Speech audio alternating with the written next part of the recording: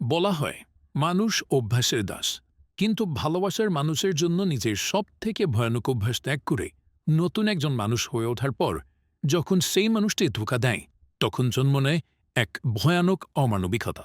আজকের গল্প এক পিশাচের আইপিএস হওয়ার গল্প। আজকের গল্প এক নিখাত ভালোবাসার পিঠে ছুরি মারার গল্প।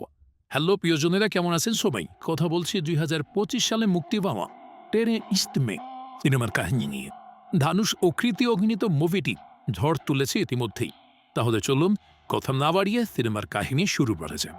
মুভির শুরুতেই লাদাখের ইন্ডিয়ান এয়ারফোর্স দেখানো হয়, যেখানে আমরা ইন্ডিয়ান এয়ারফোর্সের পাইলট শঙ্করকে ইন্টারন্যাশনাল এয়ারে ফ্লাই করতে দেখি। সে দেখতে পায় চীনের একটি বিমান ইন্ডিয়াতে অ্যাটাক করার চেষ্টা করছে। কন্ট্রোল রুম থেকে শঙ্করকে সেদিকে যেতে মানা করা হয়, কিন্তু শঙ্কর তাদের কথা শুনে না। সে সেই বিমানকে ফলো করে। সেই বিমানে দেখা যায় চীনের কিছু পাইলট ইন্ডিয়াতে আরডিএক্স ফেলে দেওয়ার চেষ্টা করছিল। তখন শঙ্কর বিমান নিয়ে ঠিক তাদের সামনে আসে। তাকে দেখি চীনের কমান্ডার বলে, এটা আমাদের সীমানা, তুমি চলে যাও, না হলে আমরা তোমাকে উড়িয়ে দেব। শঙ্কর বলে, এই মুহূর্তে তোমরা যদি এখান থেকে না চলে যাও তাহলে আমি তোমাদের উপরে অ্যাটাক করব। শঙ্করের বিমান নিয়ে অ্যাটাক করার হুমকি শুনে চীনের কমান্ডার সেখান থেকে চলে যায়। বাহ! এরপর শঙ্কর সেখান থেকে বিমান নিয়ে ফিরে আসে। শঙ্কর কোয়ার্টারে ফিরে এলে শঙ্করের সিনিয়র সাখাওয়াত তার উপর রাগারাগি করে, কারণ শঙ্কর তাদের অর্ডার অমান্য করেছে। এই জন্য সাখাওয়াত তাকে শাস্তি দেয়। সাখাওয়াত বলে, এই ইনসিডেন্টের ফাইনাল কোনো রিপোর্ট না আসা পর্যন্ত তোমাকে কোনো প্লেনের আশেপাশের যেন দেখতে না পাই। শঙ্কর তখন সেখান থেকে বেরিয়ে যায়। আসলে শঙ্কর খুবই ভালো একজন পাইলট ছিল, শুধু তার রাগ ছিল একটু বেশি। সে অল্পতেই রেগে যেত।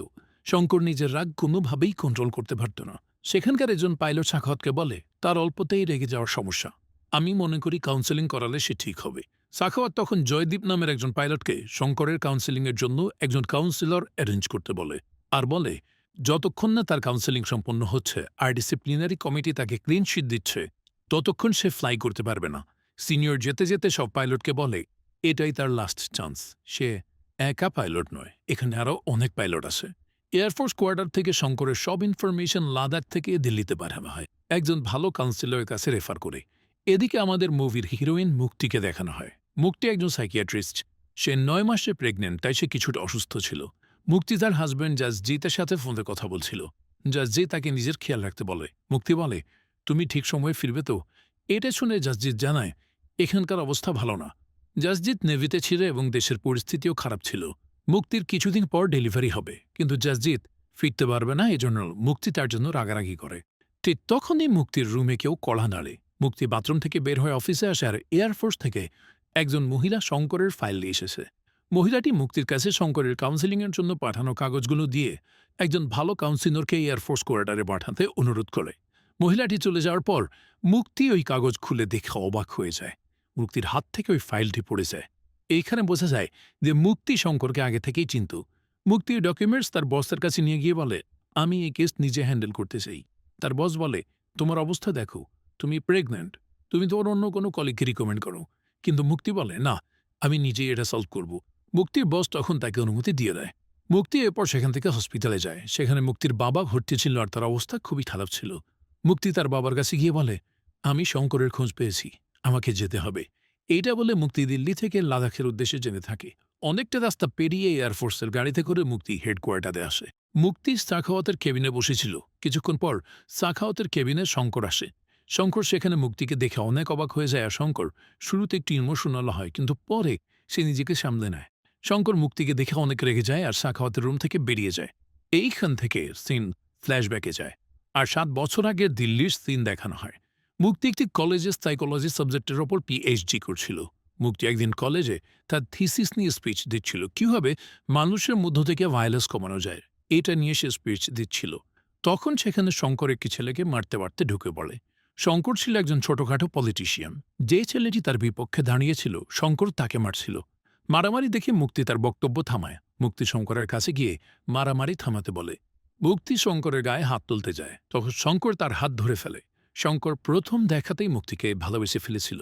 দুইজন পুলিশ এসে শঙ্করকে নিয়ে যেতে থাকে। তখন শঙ্কর ওই পুলিশ দুটিকে বলে, আমাকে একটু সময় দিন, কমলানগর থানায় আমার রোজ আসা যাওয়া হয়।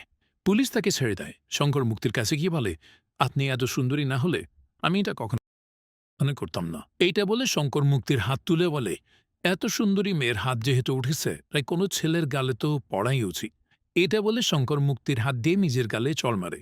মুক্তি এসব দেখে অনেক অবাক হয়ে যায় আর পুলিশ এরপর শঙ্করকে নিয়ে যায়।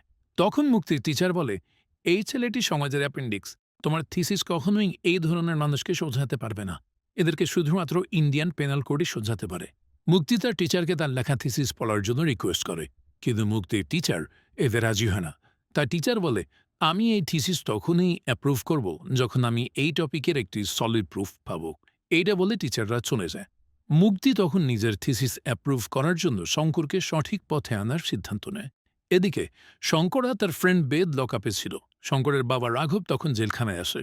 শঙ্কর প্রায়ই এমন কাজ করে লকআপে যেত আর রাঘব তাকে ছাড়িয়ে নিয়ে যেত, কারণ রাঘব একজন লয়ার ছিল। তাই পুলিশ শঙ্করকে ছেড়ে দিত। কিন্তু এইবার রাঘব শঙ্করকে জেল থেকে ছাড়িয়ে না নিয়ে উল্টো পুলিশকে আরও কয়েকটি ধারায় মামলা লাগাতে বলে। কিছুক্ষণ পর মুক্তি শঙ্করকে ছাড়ানোর জন্য সেখানে আসে। শঙ্কর মুক্তিকে পুলিশের সঙ্গে কথা বলতে দেখে আর পুলিশ এরপর শঙ্করকে ছেড়ে দেয়। মুক্তি শঙ্করকে নিয়ে একটি চায়ের দোকানে যায়। সেখানে মুক্তি বলে, আমি তোমার ভালোর জন্য এখানে এসেছি। আমার প্রফেসররা তোমাকে ময়লা পুকুরের নাছি বলেছে, তাই আমি তোমাকে একজন নন ভায়োলেন্ট মানুষ বানাতে চাই। শঙ্কর তখন জিজ্ঞেস করে, এত বড় কাজ আপনি কিভাবে করবেন? মুক্তি বলে, আমি তোমার উপর একটি এক্সপেরিমেন্ট করতে চাই। যেই ছেলেকে তুমি মেরেছ তার কাছে তোমাকে পাবলিকলি ক্ষমা চাইতে হবে। আমি তোমাকে আগে একটি টাস্ক দেব। এইসব শুনে শঙ্কর বলে, এইসব তুমি বিয়ের আগে করবে নাকি পরে? মুক্তি কিছুই বুঝতে পারে না। তখন শঙ্কর বলে, তুমি গার্লফ্রেন্ড হওয়ার পর আমি এসব করব নাকি আগে? মুক্তি বলে, তুমি কি পাগল? আমি তোমার গার্লফ্রেন্ড কেন হব? শঙ্কর বলে, তো আমি কেন তোমার কথা শুনব? ওই বখাটে ছেলের কাছে কেন ক্ষমা চাইব? এইসব একজন মানুষ তার স্ত্রীর জন্য হয়তো করতে রাজি হবে, 10 টাকার ছোড়ার জন্য নয়। মুক্তি বলে, তুমি একজন ভালো মানুষ হবে। শঙ্কর তখন মুক্তিকে জোর করে সেখান থেকে তাড়িয়ে দেয়। মুক্তি তাকে রিকোয়েস্ট করে কথা শোনার জন্য, কিন্তু শঙ্কর তাকে রিকশায় তুলে বাড়ি পাঠিয়ে দেয়। পরদিন কলেজে মুক্তির সাথে জাসজিৎ নামের একজন লোকের পরিচয় হয়। জাসজিৎ বায়োকেমিস্ট্রির লেকচারার ছিল আর সেও এখানে পিএইচডি করতে এসেছিল। এইখানে জাসজিতের সাথে মুক্তির একটা ভালো সম্পর্ক তৈরি হয়। তখন ওই কলেজে শঙ্কর তার বন্ধুদের নিয়ে রকেট বাজি ফোটাচ্ছিল। এটা দেখে মুক্তি শঙ্করের কাছে যায় আর মুক্তি পুলিশ ডাকতে চাইলে শঙ্কর বলে, পুলিশ আমার কি করবে? মুক্তি বলে, তোমার কি প্রবলেম শঙ্কর? মাথা খারাপ? শঙ্কর বলে, ভাগ্য খারাপ। দেখুন, আজকে ভ্যালেন্টাইন্স ডে, কিন্তু এইখানে সবার গার্লফ্রেন্ড আছে, কিন্তু আমার কোনো গার্লফ্রেন্ড নেই। এমন একটা মেয়ে আমার জীবনে নাই যে আমার কাঁধে মাথা রেখে বলবে, আহা, তুমি কি পাগল হয়েছ? এত চিন্তা কেন করো? সব ঠিক হয়ে যাবে। এইটা শুনে মুক্তি সেখান থেকে চলে আসে। বাইরে তখন মুক্তি তার 2 টিচারকে ক্লোজভাবে হেঁটে যেতে থাকে। তখন মুক্তির মাথায় একটা আইডিয়া আসে আর মুক্তি আবারও শঙ্করের কাছে ফিরে গিয়ে শঙ্করের এক্সপেকটেশন অনুযায়ী সুইটভাবে বলে, তুমি কি পাগল হয়েছ? বেদ তখন বলে, কাঁধে মাথা রেখে বলতে হবে। মুক্তি তখন সেখান থেকে একটি টুল নিয়ে এসে শঙ্করের সমান সমান দাঁড়িয়ে তার কাঁধে মাথা রেখে বলে, আজ ভ্যালেন্টাইন্স ডে, আমার সাথে এই ডেটে চলো। মুক্তি এরপর সরে গিয়ে বলে, এতে তোমার শখ পূরণ হয়ে যাবে আর আমার থিসিস। শঙ্কর বলে, কেন একটা যুবক ছেলের জীবন নষ্ট করছো? আমি প্রেমে পড়ে গেলে পুরো দিল্লি জ্বলে যাবে। মুক্তি বলে, সেটা তুমি জানো আর দিল্লি জানে।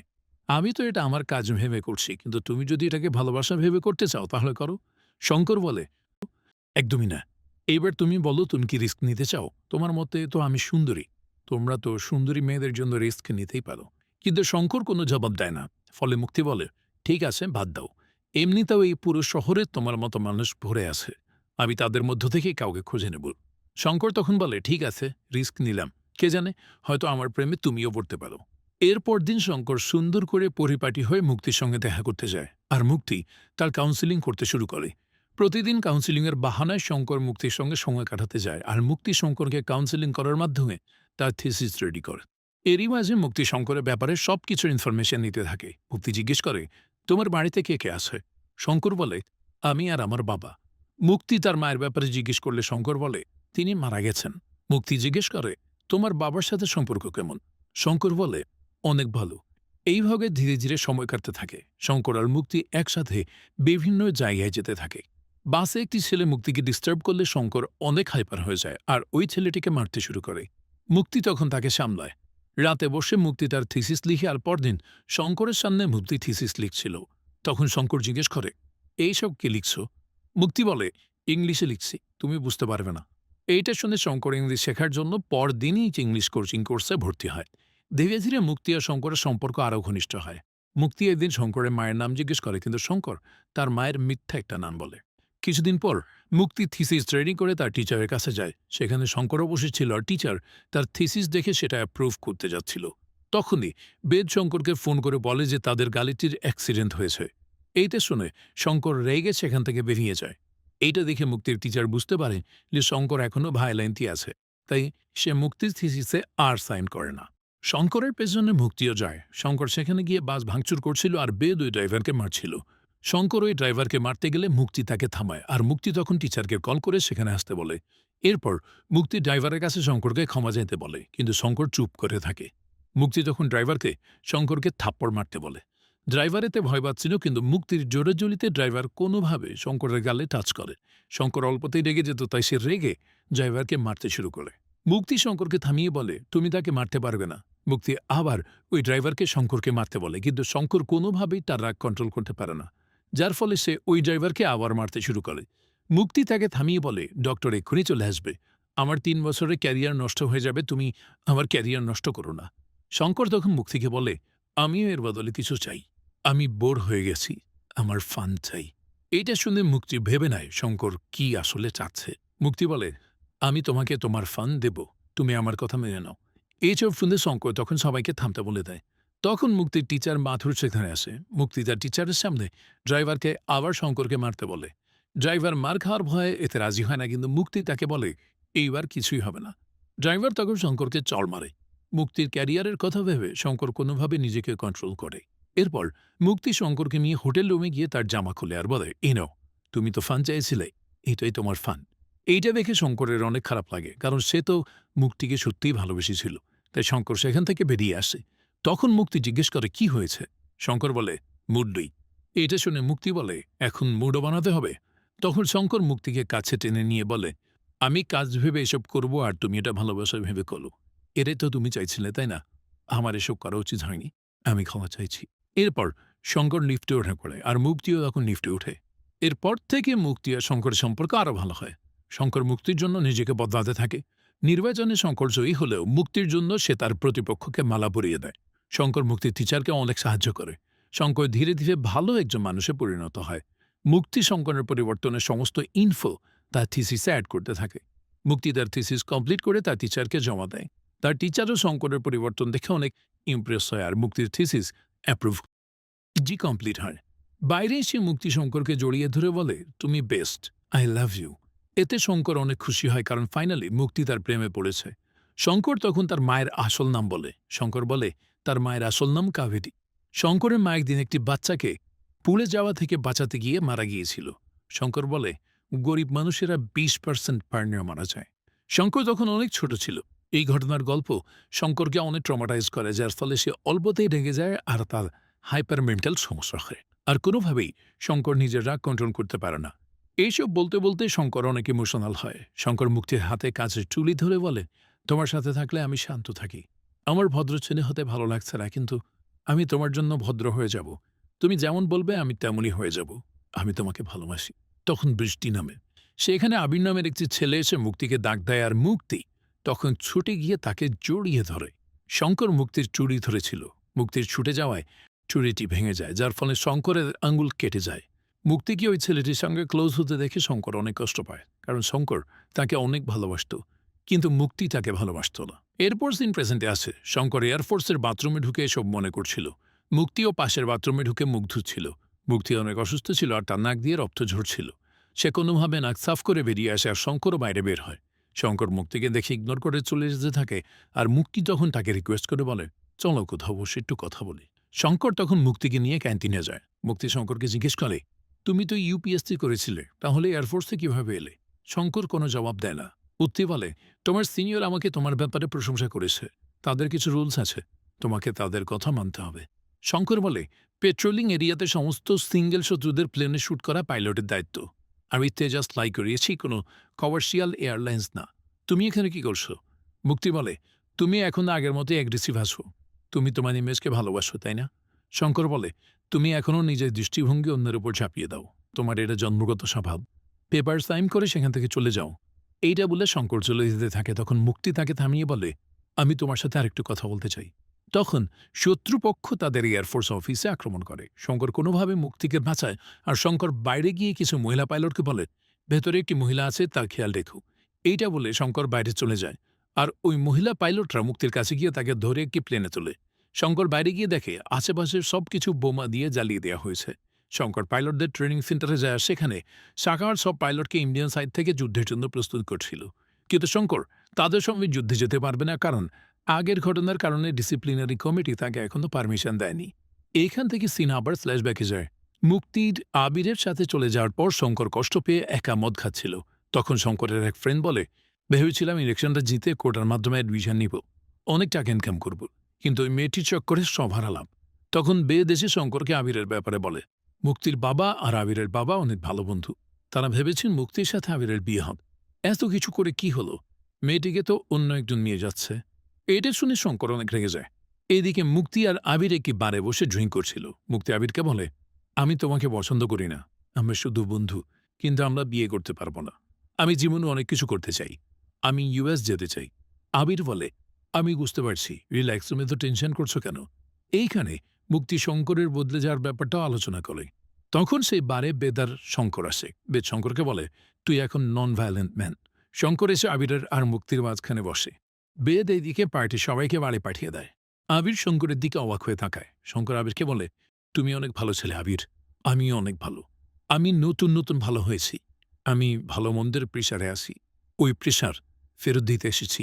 তোমরা ভালো, তাই তোমরাই তোমাদের ভালো মানুষই রাখো। এইটা বলে শঙ্কর আবিরের গায়ে মদ ঢেলে দেয়। এরপর নিজের গায়েও মদ ঢালে। শঙ্কর ম্যাচলাইটে আগুন ধরিয়ে আবিরকে ভয় দেখায়। মুক্তি শঙ্করকে বলে, আমি জানি তুমি এটা করবে না। শঙ্কর মুক্তিকে বলে, তুমি যদি আবিরকে ভালোবাসো তাহলে আমাকে জ্বালিয়ে দাও, আর যদি তুমি আমাকে ভালোবাসো তাহলে আবিরকে জ্বালিয়ে দাও। এটা বলে শঙ্কর সেখান থেকে বলে, ভালোবাসো তাহলে আবিরকে জ্বালিয়ে দাও। এটা বলে শঙ্কর সেখান থেকে বেরিয়ে আসে। সিন আবার প্রেজেন্টে আসে। একটি প্লেনে মুক্তিকে তোলা হয়েছিল, আর সেই প্লেনে আরও অনেক আহত পাইলট ছিল। মুক্তি এক পাইলটকে শঙ্করের ব্যাপারে জিজ্ঞেস করে, আর ওই পাইলট বলে, তিনি আমাদের বেস্ট পাইলট। মুক্তি তাকে শঙ্করের ফ্যামিলি আর বিয়ের ব্যাপারে জিজ্ঞেস করলে পাইলট বলে, তার ফ্যামিলি কেউ আছে কিনা জানি না। এইবার ড্রিঙ্ক করার সময় তাকে তার বিয়ের ব্যাপারে জিজ্ঞেস করেছিলাম, তখন তিনি হেসে বলেছিলেন যে এই চক্করেই তো জানোয়ার থেকে মানুষ হয়েছি, মানুষ থেকে জানোয়ার, আইপিএস পাইলট সব হয়েছি। এটা শুনে মুক্তি বুঝতে পারে যে শঙ্কর এখনও তাকেই ভালোবাসে, যার জন্য সে কাউকে বিয়ে করেনি। কারণ মুক্তির কারণেই সে জানোয়ার থেকে মানুষ, আর আবার মানুষ থেকে জানোয়ারে রূপান্তরিত হয়েছে। সিন আবার ফ্ল্যাশব্যাকে যায়। আমরা দেখি মুক্তি এইবার সোজা শঙ্করের বাড়িতে যায়। তখন শঙ্কর বাড়িতে বেদ আর তার বাবার সাথে খাবার খাচ্ছিল। শঙ্করের বাবা বুঝতে পারছিলেন না মুক্তি কেন তাদের বাড়িতে এসেছে। মুক্তি আপসেট ছিল, তাই বেদ তাকে পানি খেতে দেয়। শঙ্করের বাবা মুক্তিকে খাবারও দেন। মুক্তি খাবারও খাওয়ার পর শঙ্করকে কাল তার বাবার সাথে দেখা করতে আসতে বলে। শঙ্কর এতে অনেক খুশি হয়, আর সে তার বাবা আর বেদকে নিয়ে নাচতে শুরু করে। এই খুশিতে শঙ্কর আর তার বাবা অনেক কেনাকাটাও করে। এরপর শঙ্কর মুক্তির বাবার সাথে দেখা করতে যায়। মুক্তির বাবা অনেক বড় আইপিএস অফিসার ছিলেন। মুক্তির বাবা শঙ্করকে অনেক অপমান করেন। মুক্তির বাবা শঙ্করকে জিজ্ঞেস করেন, তুমি কি করো? শঙ্কর বলে, আমি ল পড়ছি, এখনও কিছু করি না। মুক্তির বাবা বলেন, কিছু করো না তাহলে বিয়ে করে আমার মেয়েকে কী হবে? আমার মেয়েকে বিয়ে করতে হলে তোমার লেভেলে আসতে হবে। শঙ্কর জিজ্ঞেস করে, আপনি এ পর্যন্ত পৌঁছাতে কি করেছেন? এটা শুনে মুক্তির বাবা হাসতে থাকেন। তখন শঙ্কর বলে, এটা হাসির বিষয় নয়, আমি সিরিয়াস। মুক্তির বাবা বলেন, ইউপিএসসি নামের একটা পরীক্ষা আছে, 3টা রাউন্ড, প্রিলি, মেইনস আর ইন্টারভিউ। তুমি ইউপিএসসি পাশ করে তারপর আমার সঙ্গে দেখা করো। মুক্তির সেখানে দাঁড়িয়েছিল। এইসব শুনে শঙ্কর মুক্তির দিকে তাকায়। শঙ্কর বলে, ঠিক আছে, আমি পাশ করে আপনার মেয়েকে নিয়ে যাব। এটা বলে শঙ্কর চলে যেতে থাকে। মুক্তিও তার পেছন পেছন যায়, আর মুক্তি শঙ্করকে বলে, তুমি কি পাগল হয়ে গেছো? 15 লাখ মানুষ অ্যাপ্লাই করে, 1% প্রিলিমসে পাশ করে। বাবার কথা মানার কোনো প্রয়োজন নেই, আর তুমি এমনিতেও আমার জন্য অনেক কিছু করেছ। শঙ্কর বলে, তোমার ভালোবাসায় আমি জানোয়ার থেকে মানুষ হয়েছি। এটা তো শুধুমাত্র একটা এক্সাম। আমার কথা মন দিয়ে শোনো। আমি জানি না আমি কি করব, কিভাবে করব, বা আদৌ করতে পারবো কিনা, কিন্তু আমি তখনই কল করব যখন আমি পাশ করব। তাই যখন আমার কল বাজবে অবশ্যই রিসিভ করো। শঙ্কর তার মায়ের হাতের একটি চুড়ি মুক্তির হাতে দিয়ে বলে, এটা আমার মায়ের চুড়ি, বাবা তোমাকে এটা দিতে বলেছিল, সামনে রেখো। এইটা বলে শঙ্কর চলে যায়। পরের সিনে আমরা দেখি শঙ্কর আর বেদ কিছু খাবার কিনে শঙ্করের বাবার অফিসে আসে। শঙ্করের বাবা খাবার খাচ্ছিলেন, আর তখন সেখানে শঙ্কর তার বাবার কাছে ইউপিএসসি পরীক্ষার বই কেনার জন্য 10,000 টাকা চায়। এটা শুনে শঙ্করের বাবা খাওয়া ছেড়ে উঠে যান আর বলেন, তোমরা ইউপিএসসির ফুল ফর্ম বলো। বেদার শঙ্কর বলে, উত্তরপ্রদেশ সেকেন্ডারি কলেজ। শঙ্করের বাবা বলে, আমি 10,000-এর জায়গায় 20,000 দেব, তোমরা ডিজে বাজানো শুরু করো। শঙ্কর গান বাজাবে আর বেদ টাকা উঠাবে। শঙ্কর বলে, আমার পড়ার শখ হয়েছে। এরপর শঙ্কর জেদ করে ইউপিএসসি কলেজে ভর্তি হয়। 3 বছর কঠোর পরিশ্রম করে ফাইনালি পরীক্ষায় পাশ করে। পাশ করার খুশিতে শঙ্কর অনেক নাচতে থাকে, তার বাবাও খুশি। সিন প্রেজেন্টে আসে, শঙ্কর সাখাওয়াতকে তার টিম নিয়ে তাদের অপারেশন নিয়ে আলোচনা করতে দেখে। তখন শঙ্কর বলে, এইসব অপারেশন কোথা থেকে পরিচালিত হচ্ছে তা বিবেচ্য বিষয় নয়। আমরা যেটা ভেবেছি সেটা আমাদের টার্গেট নয়। শত্রুরা আমাদের নর্দার্ন বর্ডারে ফোকাস করেছে, তাই ভারতীয় সেইসব সীমানায় আমাদের স্টেকের প্রায়োরিটিতে পরিণত হয়ে স্টেকের। সাখাওয়াত জিজ্ঞেস করে, এর মানে কি? শঙ্কর বলে, মানে Bhutan 62, Bharat, Japan, Taiwan, Vietnam, south China ইত্যাদি আমাদেরকে হিট করবে। কিন্তু আমরা এর জন্য প্রস্তুত নই, তারা আমাদের ওপর যে কোনো সময় আক্রমণ করবে। সাখাওয়াত জিজ্ঞেস করে, কোথায়? শঙ্কর বলে, বলতে পারবো না, আমরা শুধু রেসপন্ড করতে পারবো। সাখাওয়াত এইসব শুনে শঙ্করের কাছে এসে বলে, আমি তোমার ডিসিপ্লিন ক্লিয়ারেন্সের অর্ডার ফিরিয়ে নিতে পারবো না। আমার ওই পেপারগুলোতে সাইন চাই। ওই মেয়েটিকে তুমি তাকে চেনো না, কিন্তু সে তোমাকে অনেক ভালো করে চেনে। না হলে একজন প্রেগনেন্ট মেয়ে ট্যাক্সিং ব্রিয়ার বেইজে কি করছে? আমার ওর ক্লিয়ারেন্স চাই। আমি আমার সলিড পাইলটকে এই যুদ্ধে হারাতে পারবো না। সে সাইন করবে কিনা? সিম এইখান থেকে আবারও ফ্ল্যাশব্যাকে যায়, আর আমরা দেখি শঙ্কর পরীক্ষার পাশ করার পর খুশি মনে শঙ্করের বাবার বেদকে নিয়ে মুক্তির বাড়িতে যায়। আর ওইদিকে মুক্তি তার বাড়িতে জাসজিতের সঙ্গে এঙ্গেজমেন্ট অ্যানাউন্স করছিল। গত 3 বছর মুক্তি ফ্রান্সে ছিল। তখন সেখানে তার জাসজিতের সাথে আবার দেখা হয়। মুক্তি সেখানে জাসজিতকে ভালোবেসে ফেলেছিল। এখন ফাইনালি তারা বিয়ে করতে চলেছে। শঙ্কর তখন মুক্তির ফোনে কল করে। 3 বছর পর শঙ্করের কল দেখে মুক্তি একটু অবাক হয়। মুক্তি সামনে তাকিয়ে শঙ্করকে দেখতে পায়, আর শঙ্করও তার দিকেই তাকিয়েছিল। মুক্তি শঙ্করকে দেখে অবাক হয়ে যায়, কারণ সে শঙ্করকে আশাই করেনি। শঙ্করকে দেখে মুক্তির বাবা সিকিউরিটি রাখতে থাকেন। শঙ্করের বাবার বেড ছুটে গিয়ে শঙ্করকে টেনে নিয়ে যেতে থাকে। এইসব দেখে মুক্তি ছুটে গিয়ে তার ঘরের ল্যাপটপে ইউপিএসসি রেজাল্ট চেক করে। সেখানে শঙ্করের নাম দেখে সে কান্নায় ভেঙে পড়ে। শঙ্কর বাড়িতে গিয়ে তার বাবার বেদকে ঘরে আটকে রেখে রাস্তা থেকে অ্যালকোহলের বোতল নিয়ে মুক্তির বাড়িতে যায়। শঙ্কর অ্যালকোহলের বোতলে আগুন লাগিয়ে পার্টির মাঝখানে ছুঁড়ে মারে। এতে সবাই অনেক ভয় পায়। এইসব দেখে মুক্তিও ভয় পেয়ে যায়। শঙ্কর বলে, আমি তো ওকে বলেছিলাম আমার কল তুলতে, কিন্তু তুমি কল তোলনি। শঙ্কর অনেক লেগেছিল, সে রাগ করে চারপাশে আগুন লাগিয়ে দেয়। মুক্তি ছুটে এসে তাকে জড়িয়ে ধরে আর শান্ত করার চেষ্টা করে। মুক্তি তাকে বলে, এইসব করো না, পুলিশ আসলে তারা তোমাকে নিয়ে যাবে। তুমি কখনোই আর আইএএস হতে পারবে না। শঙ্কর বলে, আমি আইএএস হতেও চাই না। তুই আমার ফোন তুলিসনি কেন? জাজিৎ সেখানে মুক্তিকে ছাড়াতে এলে মুক্তি তাকে সরিয়ে দিয়ে বলে, আমি সব হ্যান্ডেল করে নেব। শঙ্কর তখন বলে, তুই সব হ্যান্ডেল করতে পারিস। আমি বলেছিলাম আমি প্রেমে পড়লে পুরো দিল্লি চলে যাবে। এই পার্টি পুলে খাই হয়ে গেল। এই পার্টি আমি আমার কপালে লাগাবো। তখন ফায়ার সার্ভিস আর পুলিশ চলে আসে। মুক্তি শঙ্করকে বাড়ির ছাদে নিয়ে যায়। শঙ্কর অনেক বেগে মুক্তিকে জিজ্ঞেস করে, তুই আমার কথায় রাজি হয়েছিলি, তাহলে এখন তুই কেন নিজের মন বদলালি? কেন আমাকে জানালি না? মুক্তি বলে, শান্ত হয়ে একটু ভাবো। তুমি যা করেছ তাতে তোমার 3 বছরের পরিশ্রম বিফলে যাবে। শঙ্কর বলে, সেটা তো বিফলে গেছেই। আমি তো এখানে আমার পরিশ্রম নিতে এসেছি। মুক্তি শঙ্করকে ধাক্কা দিয়ে সরিয়ে বলে, আমার কি দোষ? আমি তো তোমাকে বলেছিলাম যে আমার থেকে ভালোবাসা আশা করো না। বলেছিলাম কিনা? শঙ্কর বলে, তোর বাবা তোর সামনে আমাকে শর্ত দিয়েছিল, আমি সেসব পূরণ করেছি। এখন তুই আমাকে ভালো না বাসিস, তাহলে তখন তুই কেন তোর বাবাকে বলিসনি যে এই শর্ত রেখো না? এই লোকটির শর্ত পূরণ করলেও কোনো লাভ হবে না। মুক্তি বলে, কিভাবে বলতাম? রিজেকশন তুমি হ্যান্ডেল করতে পারতে না। তুমি না শুনতে পারো না। আমি ট্রাই করেছিলাম। আমি সোজা তোমার বাড়িতে গিয়েছিলাম, বলতে চেয়েছিলাম শঙ্কর এটা সম্ভব নয়। তুমি কি বুঝতে পারতে আমার কথা? তুমি মানুষের ওপর মদ ঢেলে দিতে। নিজেকে দেখো, তুমি আমার পুরো বাড়িতে আগুন লাগিয়ে দিয়েছ। না শোনার ক্ষমতা তোমার আছে। আর যে শর্তের কথা তুমি বলছো সেটার কারণে আজ তোমার সুন্দর লাইফ হবে। তুমি কি দেখতে পাচ্ছ না? তুমি নিজেই তোমার বাবাকে জিজ্ঞেস করো, সে ঠিকই দেখতে পাবে। না হলে বেদকে জিজ্ঞেস করো, সেও দেখতে পাবে। না হলে তোমার ছোট রুমটিকে জিজ্ঞেস করো, যেখানে খাবার খাওয়ার জায়গাও নেই। শঙ্কর রেগে মুক্তির গলা চেপে ধরে বলে, আমি কবে বলেছি যে আমার ছোট রুমটিতে আমার দম বন্ধ হয়ে আসছে? আমাদেরকে দয়া করে গৌরীবের জীবন থেকে বের করো। মুক্তি ম্যাডাম তুই বলে, তুমি আইএএস প্রিলিমিনারি দিয়েছো। তুমি কোথায় গিয়ে পৌঁছাতে পারো তা তুমি নিজেও জানো না। শঙ্কর বলে, আমি কোথাও পৌঁছাতে চাইনি। আমি যা করেছি তোমাকে ভালোবেসে করেছি। তুই আমাকে আর আমার বাবাকে ঘৃণা করতি, তাহলে তুই আমাকে বলে দিতি। নিজের থিসিসের জন্য তুই আমাকে গিনিপিগে পরিণত করেছিস। তুই কি আমাকে কখনো ১ সেকেন্ডের জন্য ভালোবেসেছিলি? বুদ্ধি বলে, না। শঙ্কর বলে, আমি ভেবেছিলাম তুই আমাকে ভালোবাসিস, কিন্তু না। মুক্তি বলে, ভালোবাসা জোর করে হয় না। আমরা অনেক আলাদা। আমি তোকে বুঝতে পারি না আর তুই আমাকে বুঝতে পারিস না। এদিকে মুক্তির বাবা আর জাসজিৎ পুলিশ নিয়ে গেটে আসে। শঙ্কর এইসব শুনে কান্নায় ভেঙে পড়ে। মুক্তি তাকে জড়িয়ে ধরে আর শঙ্কর বলে, কিছু তো কর। হয় আমাকে গুলি করে দে, না হয় আমাকে চুমু খা, আর না হয় চল একসাথে ছাদ থেকে লাফ দিয়ে মরেছি। মুক্তি বলে, তুমি নিজে কিছু করো, কারণ আমি না তোমাকে গুলি করতে পারবো, না কিস করতে পারবো, আর না তোমার সাথে ছাদ থেকে লাফ দিতে পারবো। আমি শুধু তোমার সাথে থাকতে পারবো। আমি শুধু তোমার বন্ধু হয়েই থাকব। শঙ্কর তখন উঠে চলে যেতে থাকে। মুক্তি বলে, ওই দিক দিয়ে যেও না, ওখানে পুলিশ আছে, অন্য রাস্তা দিয়ে যাও। শঙ্কর বলে, তোর এতে কিছু আসে যায়? মুক্তি বলে, না। শঙ্কর তখন বলে, আমারও কিছু আসে যায় না। এটা বলে শঙ্কর পুলিশের কাছে সারেন্ডার করে, আর পুলিশরা তাকে সেখানে মারতে শুরু করে। এরপর তাকে ধরে নিয়ে যায়। মুক্তির ছাদ থেকে শঙ্করকে নিয়ে যেতে দেখে। মুক্তির কথায় তার বাবা শঙ্করের ওপর এফআইআর রেজিস্টার করে না। মুক্তি অনেক ভয় পাচ্ছিল, কারণ সে জানে যে শঙ্কর চুপ করে থাকবে না। তাই সে জাসজিৎকে দ্রুত বিয়ে করার ব্যাপারে বলে।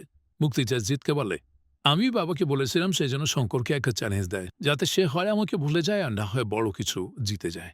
জাসজিৎ বলে, তোমার কি মনে হয়, তোমার তার কাছে ক্ষমা চাওয়া উচিত? মুক্তি বলে, ৩ বছর হয়ে গেছে, আমি কি তার জন্য বসে থাকতাম? আর আমি শুরুতেই বলেছি আমি তাকে ভালোবাসি না। জাসজিৎ বলে, অন্তত তার সাথে তোমার একবার কথা বলা উচিত। এদিকে শঙ্করের বাবা মুক্তির কাছে এসে রিকোয়েস্ট করে শঙ্করকে ছেড়ে দিতে বলার জন্য। শঙ্করের বাবা মুক্তির বাবার পায়ে ধরেন। মুক্তির বাবা তাকে অনেক অপমান করেন। মুক্তির বাবা শঙ্করের বাবাকে সেখানে উপস্থিত থাকা সবার কাছে ক্ষমা চাইতে বলেন। শঙ্করকে ছাড়ানোর জন্য তার বাবা এতেও রাজি হন। শঙ্করের বাবা সবার পায়ে ধরে ক্ষমা চান। মুক্তি এটা দেখে তার বাবার উপর রেগে যায়। শঙ্করের বাবা মুক্তির কাছেও ক্ষমা চান, আর মুক্তির বাবা বলেন, এফআইআর করাই হয়নি। নেক্সট টাইম তোমাকে আর তোমার ছেলেকে যেন দিল্লি শহরে দেখতে না পাই। এরপর শঙ্করের বাবা পুলিশ স্টেশনে গিয়ে শঙ্করকে নিতে যায়। শঙ্করকে অনেক মারা হয়েছিল। শঙ্করের এই অবস্থা দেখে তার বাবা অনেক ইমোশনাল হয়ে যায়। শঙ্করের বাবা এরপর তাকে নিয়ে যেতে থাকে আর তাকে বলেন, জানিস তুই যখন ৬ বছর ছিলি তখন তোর প্লেন অনেক পছন্দ ছিল। তুই প্লেনের জন্য অপেক্ষা করতি। তখন আমি বাড়ি থেকে আসতাম আর তুই আমাকে বলতি, বাবা আমি প্লেনে চড়তে চাই। ছোট্ট একটি অফিসের নোটারি জব করে আমি এটা কোনোভাবেই অ্যাফোর্ড করতে পারতাম না। তখন আমি তোকে আমার সাইকেলে বসিয়ে অনেক দ্রুত চালাতাম। আমি ততক্ষণ থামতাম না যতক্ষণ না সাইকেলের চেইন পড়ে না যাচ্ছে। আমার স্বপ্ন ছিল একদিন তোকে এই দুনিয়ার সবচেয়ে দ্রুতগামী প্লেনে বসাবো, আর প্লেন অনেক দ্রুত চলবে। এটা বলতে বলতে শঙ্করের বাবা দ্রুত বাইক চালাতে থাকেন, যার ফলে তাদের অ্যাক্সিডেন্ট হয়। শঙ্কর কোনোভাবে উঠে তার বাবার কাছে গিয়ে তার বুকে পানি দিয়ে তাকে ডাকতে থাকে, কিন্তু তার বাবা মারা যায়। এইটা দেখে শঙ্কর নির্বাক হয়ে যায়। এরপর সে তার বাবাকে বেনারস নিয়ে যায়। সেখানে তার বাবার ফিউনারাল হয়, আর একদিকে শঙ্কর তার বাবার ফিউনারাল করছিল, অন্যদিকে মুক্তির বাড়িতে তার বিয়ে হচ্ছিল। কিন্তু মুক্তি অনেক আপসেট ছিল। যখন শঙ্কর ফিউনারাল করছিল তখন সেখানে একজন পণ্ডিত এসে শঙ্করকে দেখে বুঝে যায় তার মন ভেঙে গিয়েছে। তুমি না বেঁচে থেকে কখনো মুক্তিকে পাবে, আর না মারা যাওয়ার পর। শঙ্কর বলে, আমি তো মারা যাওয়ার পরও তাকে ভুলতে পারবো না, তখন কি করব? পণ্ডিত তখন রেগে গিয়ে শঙ্করকে তার বাবার চিতার কাছে নিয়ে গিয়ে বলে, দেখ তোর বাবা তোর ভালোবাসায় পুড়ে ছাই হয়ে গেছে। এইসব দেখে শঙ্কর অনেক কাঁদতে থাকে। ভালোবাসায় পুড়ে ছাই হয়ে গেছে। এইসব দেখে শঙ্কর অনেক কাঁদতে থাকে। শঙ্কর মুক্তিকে ভুলে যাওয়ার সিদ্ধান্ত নেয়। পরদিন মুক্তি হলুদের অনুষ্ঠান হচ্ছিল। তখন সেখানে আবার শঙ্কর আসে আর মুক্তির মাথায় গঙ্গা জল ঢেলে বলে, আমার বাবাকে পোড়াতে বেনারস নিয়েছিলাম, ভাবলাম তোর জন্য গঙ্গা জল নিয়ে যাই। পুরনো সব ভুলে নতুন জীবন শুরু করতে যাচ্ছিস। মহাদেবের কাছে তোর জন্য কি দোয়া চেয়েছি। আমি চাই তোরও যেন একটি ছেলে হয়, তুইও যাতে বুঝতে পারিস ভালোবেসে যারা মারা যায় তারাও কারো ছেলে। এইসব শুনে মুক্তি অনেক ট্রমাটাইজ হয়ে যায়, কারণ সে জানত না যে শঙ্করের বাবা মারা গেছেন। এরপর শঙ্কর চলে যায়। বিয়ের দিন মুক্তি অনেক আপসেট ছিল, তাই জাসজিৎ তাকে বিয়ের মণ্ডপ থেকে মুক্ত করে দেয়, যার ফলে তাদের বিয়ে আর হয় না।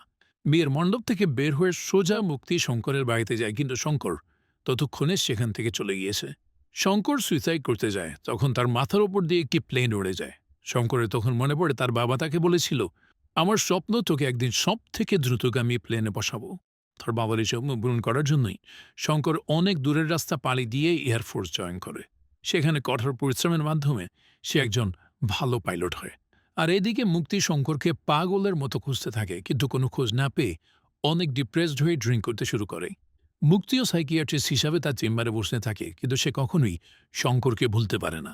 অতিরিক্ত ড্রিঙ্ক করার কারণে মুক্তির শরীর অনেক খারাপ হয়ে যায়, তার নাক মুখ দিয়ে রক্ত আসতে শুরু করে। তার এই পরিস্থিতি দেখে তার বাবা অসুস্থ হয়ে পড়েন। ততদিনে জাসজিৎ নেভিতে জয়েন করেছিল। জাসজিৎই মুক্তির বাবাকে হসপিটালে ভর্তি করে। মুক্তির বাবা তাকে জাসজিতের সাথে নিজের জীবন গুছিয়ে নিতে অনুরোধ করে, যার ফলে জাসজিতের সাথেই তার বিয়ে হয়। আর এর মধ্যেই মুক্তি প্রেগনেন্ট হয়। সিন প্রেজেন্টে আসে। মুক্তি শঙ্করের রুমে যায় আর সেখানে শঙ্কর আর তার বাবার ছবি দেখতে পায়। তখন শঙ্কর এসে বলে, গিল্ট একটা পয়েন্টলেস ইমোশন, আমাকে দয়া করিস না। মুক্তি বলে, তোমার ওপর দয়া হচ্ছে না, বরং মেয়েদের ওপর দয়া হচ্ছে। মেয়েরা সবসময় রাজকুমারের স্বপ্ন দেখে, দিন মজুরের নয়। আমি যদি বলি যে আমি তোকে ভালোবাসি, এইটা শুনে শঙ্কর হাসতে থাকে। এরপর বলে, মদ খেয়েছিস তুই? মুক্তি বলে, আমি তো পেট্রোল খেয়েছি কিন্তু মরিনি। তোর অভিশাপে আমি রক্তবমি করেছি কিন্তু মরিনি। শঙ্কর বলে, উড়ে যা, তার আগে আমার পেপারটা সাইন করে দে। মুক্তি বলে, আমার দেওয়ার মতো কিছুই নেই, শুধু আমি একটা জিনিস তোর কাছে রেখে যেতে চাই, শুধু তুই রাজি হয়ে যা, না হলে আমি এই পেপারে সাইন করব না। শঙ্কর রেগে গিয়ে বলে, এখন আর আমার ভালোবাসা, মন, ক্ষমা এসবে কোনো ইচ্ছা নেই। আমার শুধু এখন লড়াই করার ইচ্ছা। মুক্তি সাইন করতে রাজি হয় না, কারণ সে সাইন করলে শঙ্কর ফ্লাই করে মুক্তি পাবে আর শঙ্কর ওই যুদ্ধে গেলে মারা যাবে, যেটা মুক্তি কখনোই চায় না। শঙ্কর বলে, আমি বেঁচে থেকে কী করব? আমার সেটায় শিরায় ঘৃণা জমে আছে, আমি মরার জন্য বেঁচে আছি। মুক্তি তাকে না যাওয়ার জন্য রিকোয়েস্ট করতে থাকে, কিন্তু শঙ্কর তাকে এসব বলতে মানা করে। পুলিশে আমার শরীরের হাড় ভেঙে দিয়েছে, আমি নাকে খত দিয়ে বলছি, আমাকে ক্ষমা করে দাও।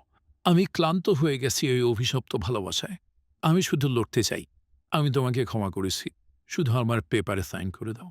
মুক্তি বলে, তুমি আমাকে ভালোবাসো বা ঘৃণা করো, এতে আমার কিছু আসে যায় না।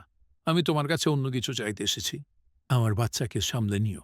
মুক্তির অনেক রক্তক্ষরণ হচ্ছিল, এতে শঙ্কর অনেক ভয় পেয়ে যায় আর তাকে হসপিটালে নিয়ে যায়। মুক্তি শঙ্করকে তার বাচ্চার খেয়াল রাখতে বলে। শঙ্কর বলে, আমি তো পজা পুকুরের মাছি, যদি তোর বাচ্চা আমার সাথে থাকে তাহলে সেও তো আমার মতো হবে। মুক্তি বলে, আমি ওই পচা পুকুরের মাছিকে ইন্ডিয়ান এয়ারফোর্সের বেস্ট পাইলট হতে রেখেছি। তাই সে শঙ্করকে রিকোয়েস্ট করে যাতে শঙ্কর তার বাচ্চার খেয়াল রাখে, কারণ মুক্তি জানে তার কাছে বেশি সময় নেই। শঙ্কর জিজ্ঞেস করে, জাসজিৎ কোথায়? মুক্তি বলে, সে ইন্ডিয়ান নেভিতে আছে। জাসজিতের জীবনও ঝুঁকি ছিল, কারণ তার শিপও ওয়ার জোনে আটকে ছিল। শঙ্কর মুক্তিকে বলে, চিন্তা করো না, তোমার বাচ্চাকে সামলানোর জন্য কেউ না কেউ থাকবেই। আমি না ফিরে এলেও বাচ্চার বাবা অবশ্যই ফিরবে। এরপর শঙ্কর মুক্তি থেকে পেপারে সাইন নিয়ে এয়ারফোর্সে ফিরে আসে। শঙ্কর এখন ফ্লাই করার অনুমতি পেয়েছে। সে শত্রুদের ওপর অ্যাটাক করতে এগিয়ে যেতে থাকে। তখন সে দেখে যে জাসজিতের শিপ এক জায়গায় আটকে আছে, শত্রুরা তাদের ওপর অ্যাটাক করছে। ততক্ষণে শঙ্করের প্লেনেও আগুন লেগে গিয়েছিল। এই জন্য কন্ট্রোল রুম থেকে তাকে প্লেন ছেড়ে পানিতে লাফ দেওয়ার অর্ডার দেওয়া হয়। কিন্তু শঙ্কর এতে রাজি হয় না, কারণ সে মুক্তিকে কথা দিয়েছে যে সে জাসজিতকে ফিরিয়ে আনবে। এই জন্য শঙ্কর তার প্লেন শত্রুদের জাহাজের ওপর ক্র্যাশ করিয়ে নেয়, যার কারণে ওই জাহাজ ধ্বংস হয়ে যায়। এতে শঙ্করও মারা যায়, কিন্তু জাসজিৎ প্রাণে বেঁচে যায়। এদিকে মুক্তির একটি ছেলে সন্তান হয়, আর সন্তানটি জন্ম দিতে গিয়ে মুক্তিও মারা যায়। আর অদ্ভুত এক ভালোবাসায় যে দুইটা মানুষ পাশাপাশি পথ চলছিল, তাদের দুজনের মৃত্যুর মাধ্যমে এই মুভিটি শেষ হয়। তো প্রিয়জনেরা, এই ছিল আমাদের আজকের মুভি এক্সপ্লেন।